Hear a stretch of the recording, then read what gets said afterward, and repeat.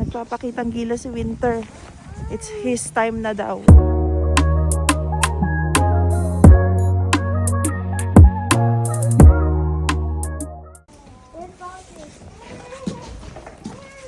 Oh, careful with the snow. Oh my goodness. Oh my God.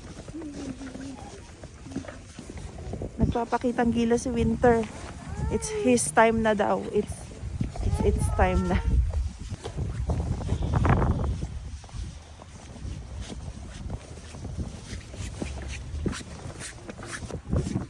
Ito na. Ito na talaga siya.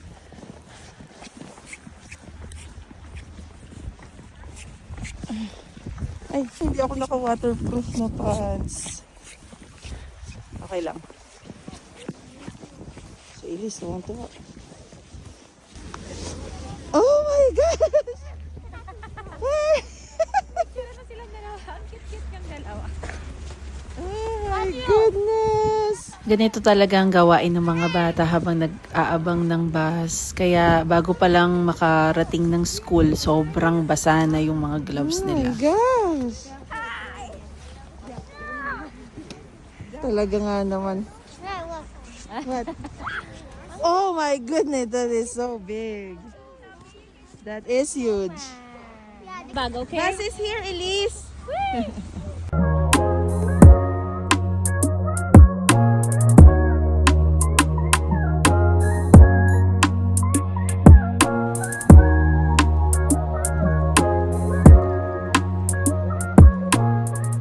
Kaya pumasok ang mga bata na nag-snow ng ganito. So, hindi pa napo-flow yung roadway. Ayan, nagpo-flow na siya. Start pa lang ngayon. Kasi usually pinapahupa muna nila yung bagsak ng snow bago sila mag-flow kasi nonsense kung ipo-flow nila agad. Kaya kawawa yung mga maagang kailangan pumunta ng work, yung mga maagang kailangan umalis ng bahay kasi hindi pa flowed yung yung walkway at saka yung road for the cars. Kaya sobrang puno pa ng snow. Whew. Finally, I'm back. Grabe, nanilis yung kamay ko. Dami ko yatang snow sa ulo. Nanilis kamay ko. So, we'll take the stairs para may extra exercise tayo mga besh. Kasi mahirap ang sedentary life. Truth. So, lalo na ngayong winter, mahirap ang labas-labas. So, yung mga ganitong simple exercise, dagdag natin, diba? At saka plus, nagpapapayat ako. Para lang may extra exercise.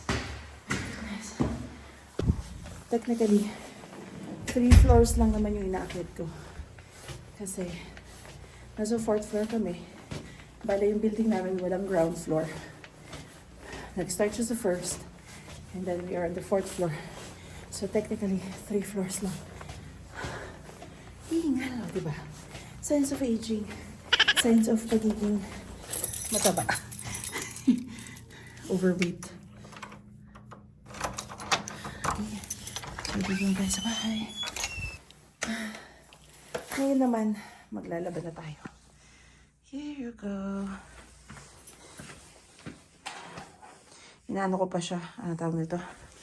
Ino-organize ko pa. Pinaghihiwalay ko yung dark sa colored.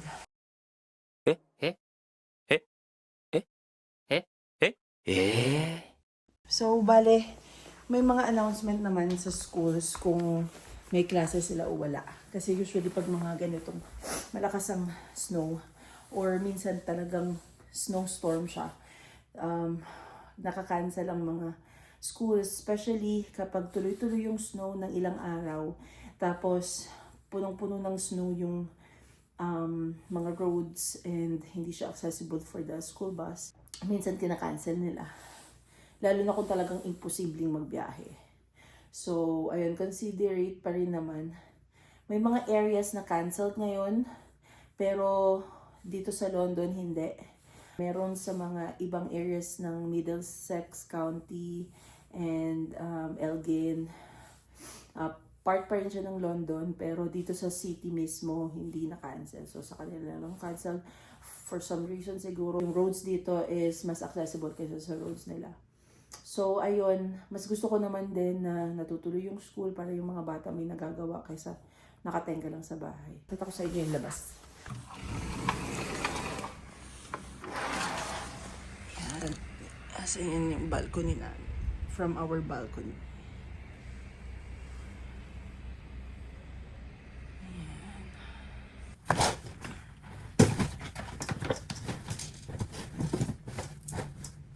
Tara na, may wagon. Tara na, laban na tayo. Aming laundry ay nasa ground floor, sa first floor.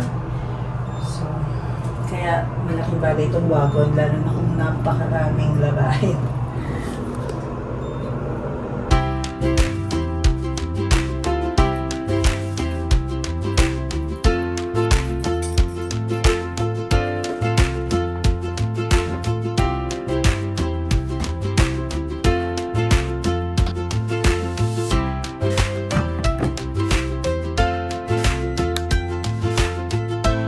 Balik tayo after 33 minutes.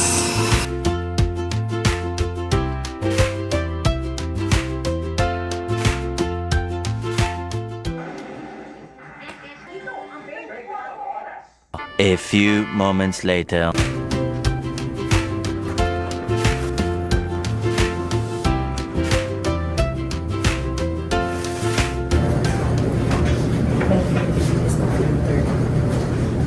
Galit yun. Mga consideration lang kasi sa'yo. Ay, mga balls. Harapan ka ng stand. Kapang siya.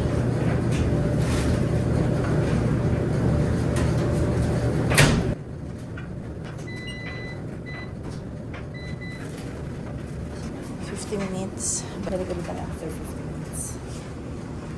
Later.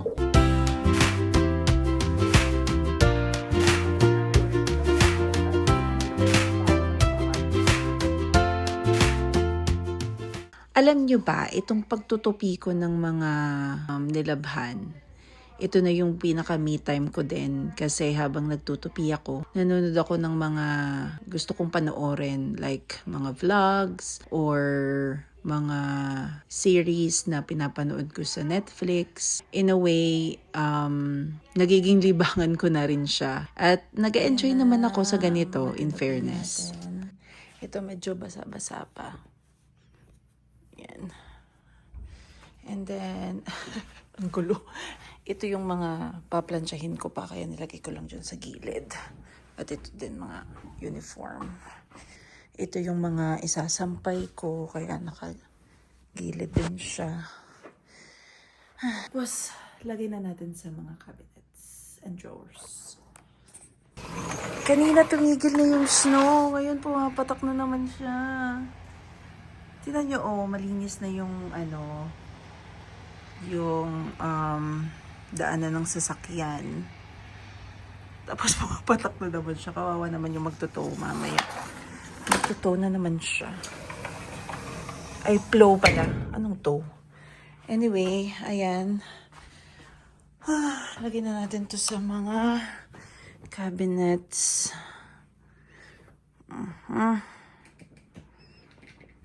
Ay, mahirap mag-vlog ng mahirap tong ginagawa ko, ha? Vlogging while sige, tigil na muna natin itong mga kalokohang to. At hakutin na natin talaga lahat.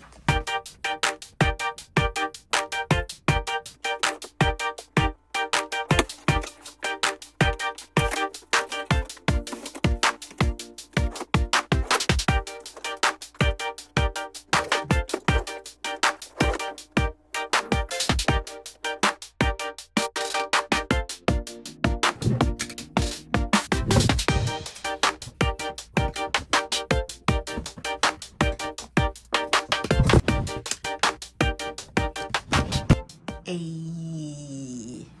Okay. So, kahapon, marami na akong mga pagka-grocery ko. Ang dami kong marinade. So, ready na ako for today. Isasalang ko na lang sa oven. So, I don't need to prepare much today. Kaya, nakagawa ako ng ibang errands. Ibang house chores. Yeah. Sorry, ang dami naming dito, at chuchu. Kasi nga, napuno siya. Ang dami kong minarinade. Siya. Okay. Thank you, Lord. Maraming laman ang ref.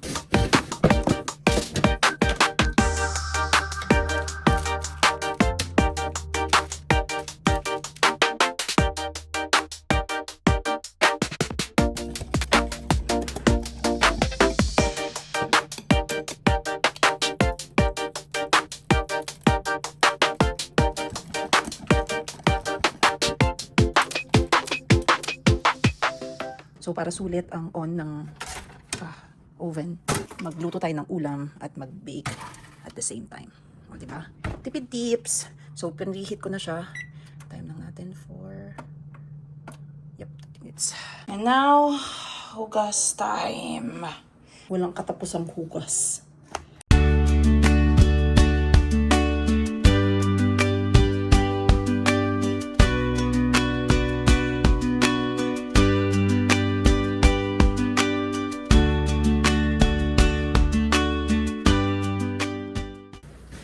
Kailangan ko ng suluin ng mga bata. Actually, hindi pa ako tapos maghugas. Suluin ko muna yung mga bata. Maglalakad lang ako sa clone. 4 minutes. So, let's go.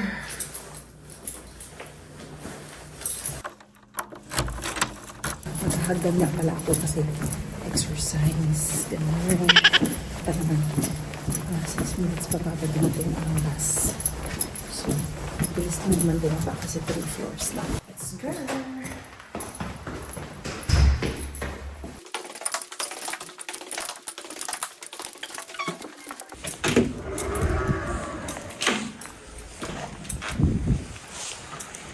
Ay, snow pa rin. Snowy. Kapag, kapag yung ganitong activity na buwan-buwan sa snow, hindi ganun kalamig. Pero once na tumigil na yung snow, tapos yung naka-stagnant na snow na lang yung nandyan, yun yung malamig. For some reason, ganun siya. Ah, my goodness. Maybe yung sumasalubong yung hangin sa mukha. Okay, tingnan na ulit. Mahirap ang vlog na ito. Sila.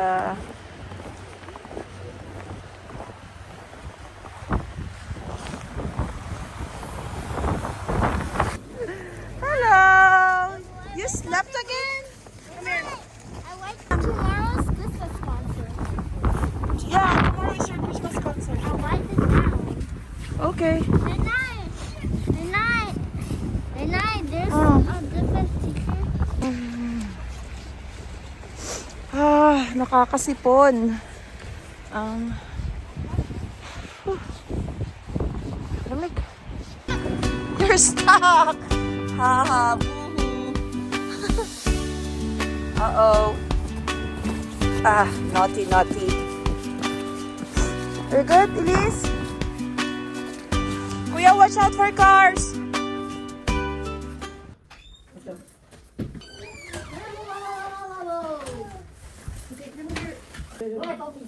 Give me your ski pants. Then I should have bingo, please. What? Have bingo, please. Yeah, we should complete some of your assignments there. I'm gonna take a look at what we can do today. This one. Okay, what is it? Let's say white as many words as you can with CH. Okay, that's good. This is so easy. Really? Yeah. Wow. Okay.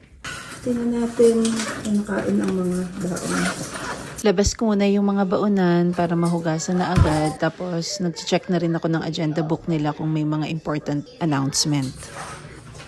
O diba, sabi ko sa inyo, walang katapusang hugasan. Kasi, parang pang...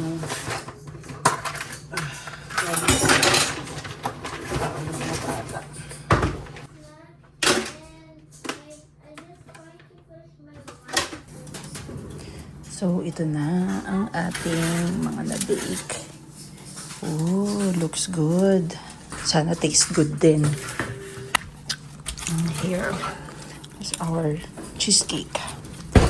So, dito ko natatapusin ang vlog na ito. So, para makapag-focus na ako sa mga kids at sa mga hugasin pa na natitira. Ayun, so ngayon, nagpi-play na yung mga kids. And then later on, maliligo na sila and re-review ng konti. Usually, sa bunso namin, sa reading lang, kailangan ko lang i-make sure na nakakasunod siya sa reading. But no pressure, actually, kasi JK pa lang siya. And they're not really expecting them to read very well at this very young age. Pero it helps na na-introduce na sa kanila yung basics of reading, which is good. Marami ng mga nasa age niya na nakakabasa na, but hindi ko siya masyadong pinipressure, pero in fairness, nakakasunod siya sa lessons. Kasi alam naman natin, kids have their own time, so we just have to support them. After ng review, they have a little playtime and then sleeping time na.